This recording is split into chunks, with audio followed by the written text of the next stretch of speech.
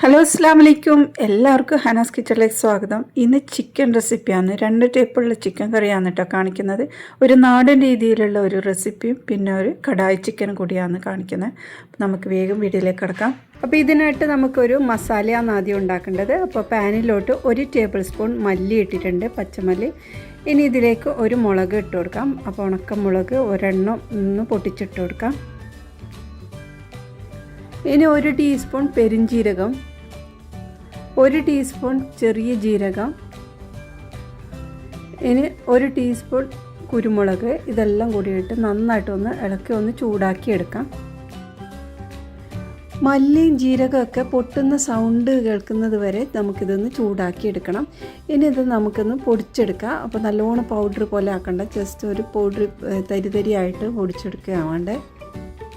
അപ്പോൾ ഇതാ ഇത്രയും പൊടിച്ചെടുത്തിട്ടുണ്ട്. ഇനി നമുക്ക് ഉണ്ടാക്കുന്ന പാത്രത്തിലേക്ക് കുറച്ച് ഓയിൽ ഒഴിച്ചു കൊടുക്കാം. അപ്പോൾ ഒരു 5 ടേബിൾ സ്പൂണോളം ഓയിൽ ഒഴിച്ചിട്ട് അതിലേക്ക് നമ്മൾ കുറച്ച് മസാല ഇടണം. അപ്പോൾ ഒരു ബേ ലീഫ് ഇട്ടിട്ടുണ്ട്, പിന്നെ ഒരു ഏലക്കയും 1 കഷ്ണം പട്ടയും ചേർത്തിട്ടുണ്ട്. ഇനി നമ്മൾ ഇതിലേക്ക് ഒരു വറ്റൽ മുളകും കൂടി ചേർക്കുന്നുണ്ട്. അപ്പോൾ അതിൻ്റെ സീഡെല്ലാം കളഞ്ഞിട്ടാണ് ഞാൻ ഇതിലേക്ക് ഇട്ടത്. അപ്പോൾ ഇതൊരു കുറച്ച് എരിവുള്ളതാണ്, അപ്പോൾ നിങ്ങൾക്ക് അതിനനുസരിച്ചിട്ട് ചേർത്ത് കൊടുക്കാം. ഇനി ഇതിലേക്ക് 1 കപ്പ് സവാളയും കൂടി ചേർത്തിട്ടുണ്ട്. 1.5 സവാളയാണ് എടുത്തിട്ടുള്ളത്, മീഡിയം സൈസ് ഉള്ളത്. അപ്പോൾ ഇതെല്ലാം കൂടി ഇട്ട് നന്നായിട്ടൊന്ന് വഴറ്റിയെടുക്കുക. അപ്പോൾ ഞാനിവിടെ മിതമായ എരിവിലാണ് ഉണ്ടാക്കുന്നത്. ഈ ഒരു അളവിൽ ഉണ്ടാക്കിയാൽ തന്നെ നല്ല പാകത്തിനുള്ള എരിവേ ഉണ്ടാവുള്ളൂ കേട്ടോ. അപ്പോൾ അങ്ങനെ ഇത് നന്നായിട്ടൊന്ന് വഴറ്റിയെടുക്കണം. പിന്നെ ഇതിലേക്ക് കുറച്ച് കൂടുതൽ തന്നെ ഓയിൽ വേണം. ഓയിൽ കുറച്ചാൽ അതിൻ്റെ ടേസ്റ്റ് കുറച്ച് കുറയും. അപ്പോൾ ഓയിൽ ഇതിന് പറഞ്ഞ ആ ഒരു അളവിൽ തന്നെ ഇടാം. ഇനി ഇതിലേക്ക് 1 ടേബിൾ സ്പൂൺ വെളുത്തുള്ളി ഇഞ്ചി പേസ്റ്റ് ചേർത്ത് കൊടുക്കാം. അപ്പോൾ ഇത് സവാളയെല്ലാം നല്ലോണം വഴറ്റിയെടുക്കണം. ലൈറ്റ് ഗോൾഡൻ കളർ ആവുന്ന സമയത്ത് ഇതിലേക്ക് കുറച്ച് ഉപ്പിട്ട് കൊടുക്കുന്നുണ്ട്. ഇനി നമ്മൾ കഴുകി വൃത്തിയാക്കി വെച്ച് ചിക്കനും കൂടി ചേർത്ത് കൊടുത്തിട്ട് നന്നായിട്ടൊന്ന് ഇളക്കിയെടുക്കാം. ഇത് ഒരു ചിക്കൻ്റെ ഫുള്ളായിട്ടില്ല, 1/2 കിലോ ചിക്കൻ എടുത്തിട്ടുണ്ടത്. അപ്പോൾ അതുകൊണ്ട് നന്നായിട്ടൊന്ന് മിക്സാക്കി എടുക്കാം. ചിക്കൻ ഇതുപോലെ ഇളക്കിയെടുക്കുന്ന സമയത്ത് ചെറുതായിട്ടൊരു കളർ മാറുന്ന സമയത്താണ് നമ്മൾ മുളക് പൊടിയും മല്ലിപ്പൊടിയും ഒക്കെ ചേർത്ത് കൊടുക്കേണ്ടത്. അപ്പോൾ ഇതാ കളറ് ചെറുതായിട്ട് വൈറ്റ് കളറായിട്ടുണ്ട്. ഈ ഒരു സമയത്ത് നമുക്ക് 1.5 ടേബിൾ സ്പൂൺ മുളക് പൊടി ചേർത്ത് കൊടുക്കാം. പിന്നെ 1 ടേബിൾ സ്പൂൺ മല്ലിപ്പൊടി, 1/2 ടീസ്പൂൺ മഞ്ഞൾപ്പൊടി, പിന്നെ നമ്മൾ നേരത്തെ പൊടിച്ച് വെച്ചതിന് 1 ടീസ്പൂൺ മസാലപ്പൊടിയും കൂടി ചേർത്ത് കൊടുത്തിട്ട് നന്നായിട്ടൊന്ന് മിക്സാക്കി എടുക്കാം. അപ്പോൾ ഇത് നന്നായിട്ടൊന്ന് മിക്സാക്കി എടുക്കണം. ഈ ഒരു മസാല ചിക്കൻ്റെ എല്ലാ ഭാഗത്തും ഒരുപോലെ ആവുന്ന വിധത്തിൽ നന്നായിട്ട് മിക്സാക്കി എടുക്കണം. അപ്പോൾ ഇത് മിക്സാക്കിയിട്ടുണ്ട്. അപ്പോൾ ഇത് ചെറിയ ഫ്ലെയിമിൽ ഇവിടെ ഇരിക്കട്ടെ. ഇനി നമുക്ക് ടൊമാറ്റോ ഒന്ന് നന്നായിട്ടൊന്ന് അരച്ചെടുക്കാനുണ്ട്. 2 മീഡിയം സൈസിലുള്ള തക്കാളിയാണ് എടുത്തിട്ടുള്ളത്. ഇതൊന്ന് നന്നായിട്ടൊന്ന് അരച്ചെടുക്കാം. ഇനി ഇത് അരച്ചെടുത്തത് നമ്മൾ ഈ ഒരു ചിക്കനിലേക്ക് ചേർത്ത് കൊടുക്കാം. ഇനി എല്ലാം കൂടി നന്നായിട്ടൊന്ന് ഇളക്കിയെടുക്കാം. അപ്പോൾ ഇതാ തക്കാളിയും ചിക്കനും മസാലയൊക്കെ നന്നായിട്ടൊന്ന് ഇളക്കിയെടുത്ത് ഇതിൻ്റെ എണ്ണ ഒന്ന് തെളിയുന്നത് വരെ നമുക്കിതൊന്ന് തിളപ്പിച്ചെടുക്കണം.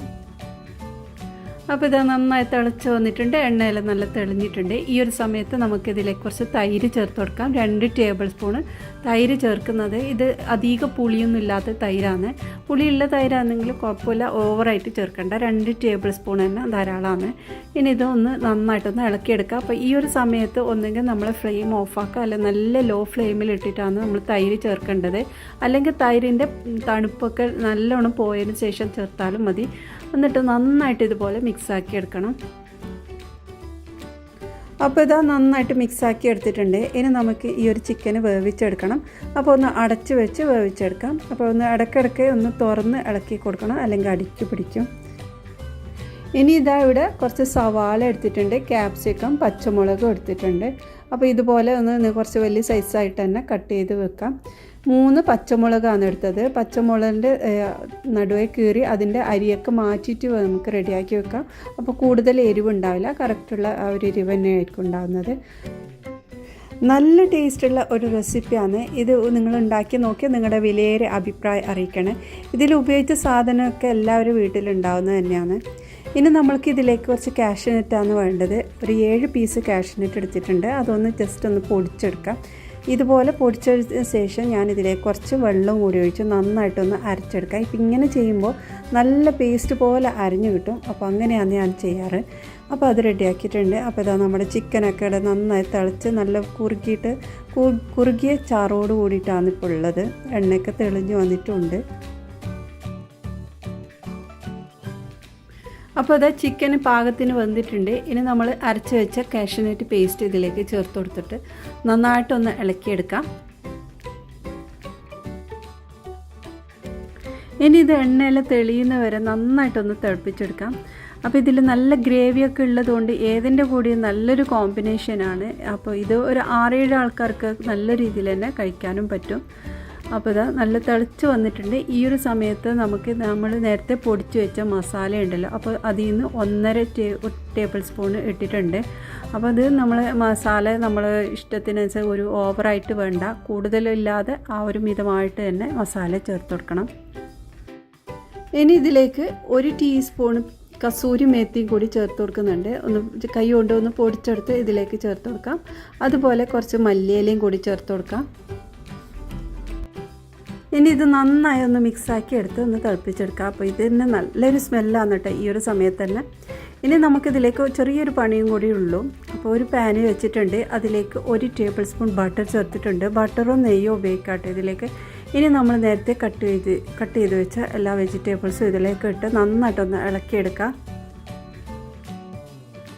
അപ്പോൾ ഈ ബട്ടറിൽ കിടന്ന് നന്നായിട്ടൊന്ന് മിക്സായാൽ തന്നെ മതി, ഓവറായിട്ട് കുക്കാവാതെ ശ്രദ്ധിക്കണം. ഇത് നന്നായി മിക്സായ ശേഷം നമ്മുടെ കറിയിലോട്ട് ചേർത്ത് കൊടുക്കാം.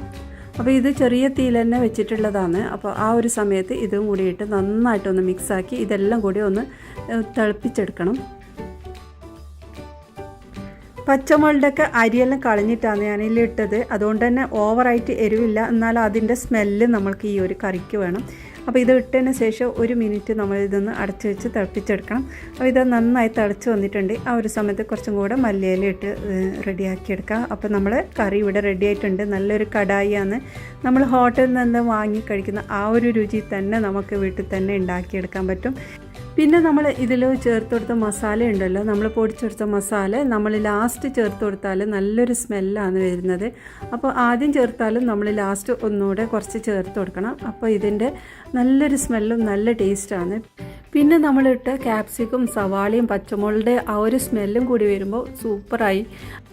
പിന്നെ ഇതിലേക്ക് നല്ല തിക്കായിട്ടുള്ള ക്രീമൊക്കെ ഉണ്ടെങ്കിൽ അതൊക്കെ ഉപയോഗിക്കാമെന്ന് ഞാനിവിടെ ഇത് ജസ്റ്റ് ഒന്ന് ഡെക്കറേഷന് വേണ്ടിയിട്ട് മാത്രമാണ് ഇത് ഇട്ടിട്ടുള്ളത്.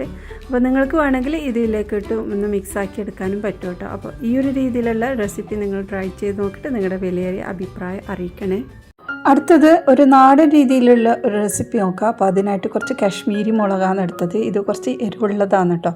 അപ്പോൾ ഇതിൽ കുറച്ച് കൂടുതൽ തന്നെ കാശ്മീരി മുളക് ഞാൻ എടുത്തിട്ടുണ്ട്. ഒരു 15 പീസോളം കാശ്മീരി മുളക് നന്നായി കഴുകിയെടുത്തതിന് ശേഷം പാനിലേക്കിട്ട് അതിലേക്ക് വെള്ളം ഒഴിച്ച് നന്നായിട്ടൊന്ന് വേവിച്ചെടുക്കാം. അപ്പോൾ ആ വെള്ളം വറ്റണം എന്നില്ല, നല്ല സോഫ്റ്റായിട്ട് കിട്ടിയാൽ മതി ഈ ഒരു മുളക്. ഇനി ഇത് ഫ്ലെയിം ഓഫാക്കി ഇതിൻ്റെ വെള്ളമൊക്കെ കളഞ്ഞ് അരച്ചെടുക്കാനുള്ളതാണ്. ചൂടാറിയ ശേഷം അരച്ചെടുക്കാം. മിക്സിയിലെ ജാറിലേക്ക് ഇട്ട് കൊടുക്കാം. ഇതിലേക്ക് നമ്മൾ കുറച്ച് വെളുത്തുള്ളിയാണ് ചേർക്കുന്നത്. ഒരു 6-7 വെളുത്തുള്ളി അല്ലിയും കൂടി ചേർത്തിട്ട് കുറച്ച് വെള്ളം ഒഴിച്ചിട്ട് നന്നായിട്ട് അരച്ചെടുക്കാം. നല്ല പേസ്റ്റ് പോലെ അരക്കുന്നില്ല, ഇതൊരു ചെറിയ തരിതരിയോട് കൂടിയിട്ടാണ് അരക്കുന്നത്.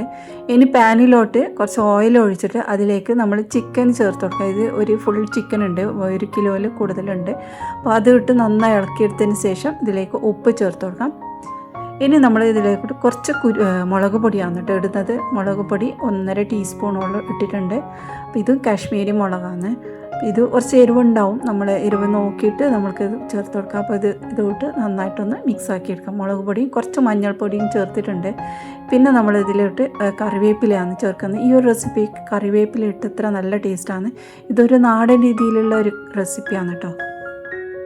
ഇതിന് നന്നായിട്ടൊന്ന് മിക്സായ ശേഷം നമ്മൾക്ക് അരച്ച് വെച്ച ഈ ഒരു മുളകിൻ്റെ പേസ്റ്റ് ഇതിലേക്ക് ചേർത്ത് കൊടുക്കുക. അപ്പോൾ ഈ ഒരു മുളക് നല്ലോണം അരിഞ്ഞിട്ടില്ല, ചെറിയൊരു തരിതരിയോട് കൂടിയിട്ടുണ്ട്. അങ്ങനെയാണ് കേട്ടോ ഇടുന്നത്. അപ്പോൾ നമ്മൾ എരിവ് നോക്കിയിട്ട് ഇതിലേക്ക് ചേർക്കാം. ഞാനിവിടെ ഫുള്ളായിട്ട് ഇതിലേക്ക് യൂസ് ആക്കിയിട്ടുണ്ട്.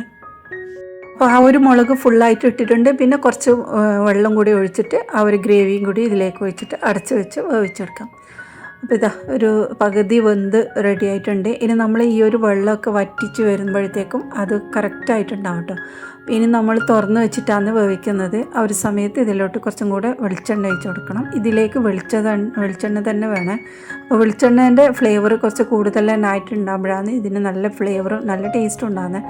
അതിൻ്റെ ഇടയിൽ നമുക്ക് കറിവേപ്പില ഇടാം, വെളിച്ചെണ്ണ ഇടാം.